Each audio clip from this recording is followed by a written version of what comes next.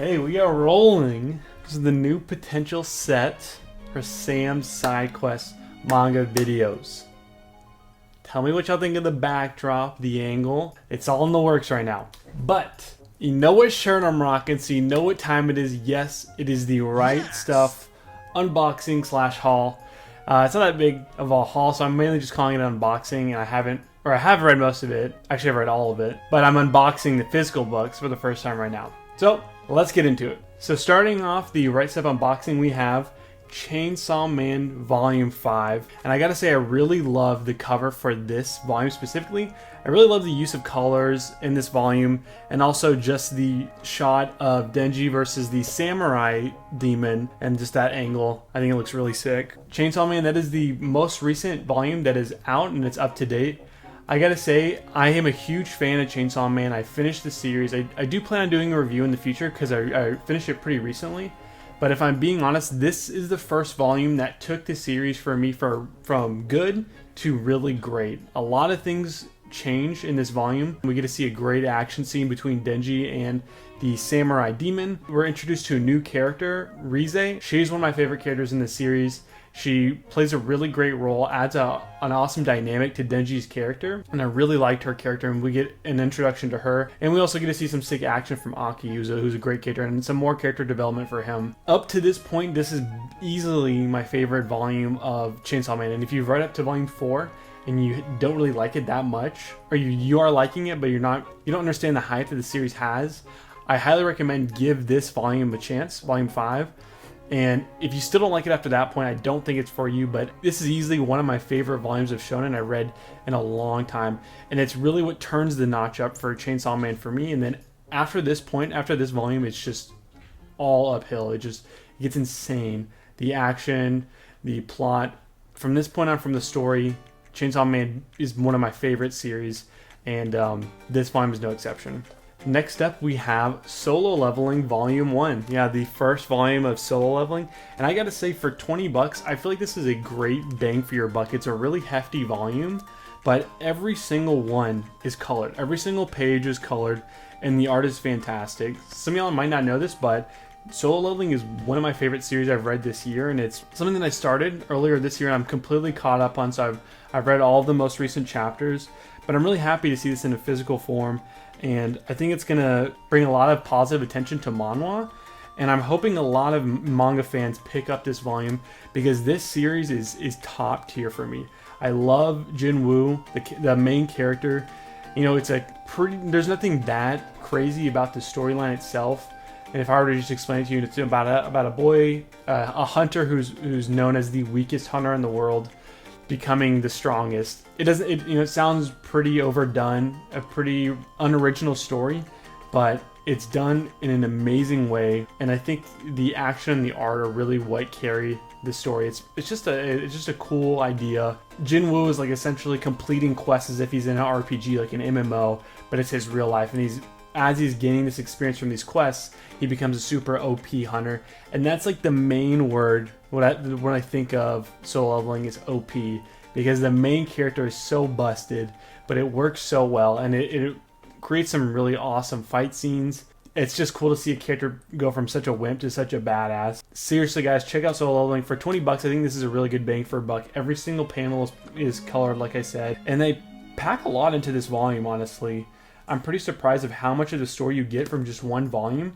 I'm wondering how many they're going to be able to print before they're caught up on the chapters now. I'm sure it's not going to be that many. But get onto the series before everyone starts talking about it. I know everybody already loves it, but whenever Solo Leveling gets an anime, it's going to be unprecedented levels of hype. Maybe not unprecedented, but it's going to be one of the most talked about anime and series in a long time. It's really that good, and I really do love it.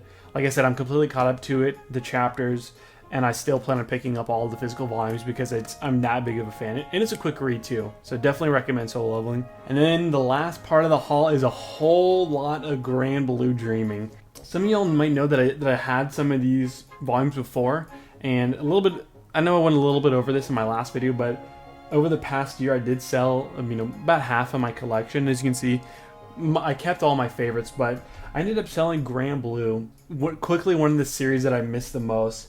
And I knew I had to pick it back up because I missed it so much. But Grand Blue Dreaming, as you can see from some of the covers, it looks like a little bit of a sleazy, very fan service focused series, but surprisingly, Grand Blue Dreaming has like less fan service than a lot of shonen today's in Shonen Jump today, weekly today. It is my favorite comedy that I own and have read by far.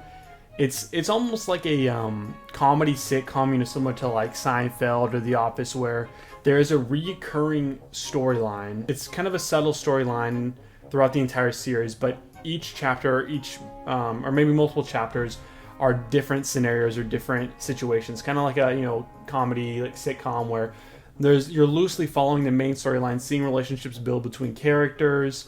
You know, maybe new occupations or new events happen to specific characters that change the course of their life, whatever it might be. But the main focus of the story is the new episodic adventures that had their different quirky, funny events or crazy over the top moments.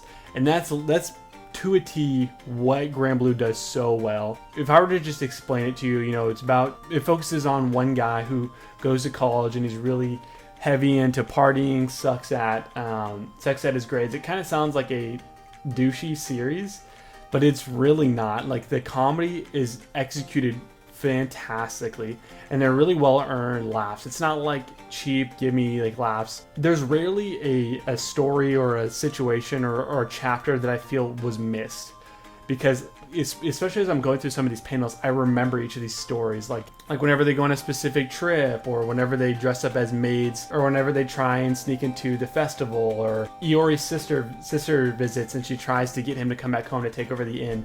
All these scenarios and these situations are so memorable for me because they're so unique, but all of them have such funny moments.